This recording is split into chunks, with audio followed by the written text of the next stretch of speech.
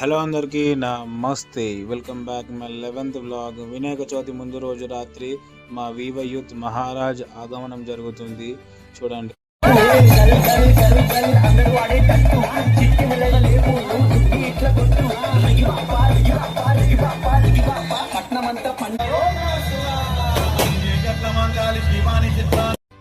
మండపం దగ్గరికి వినాయకుడిని తీసుకొని వచ్చినాం.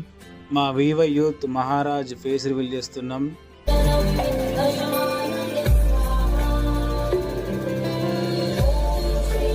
కొబ్బరికాయ కొట్టడం జరిగింది.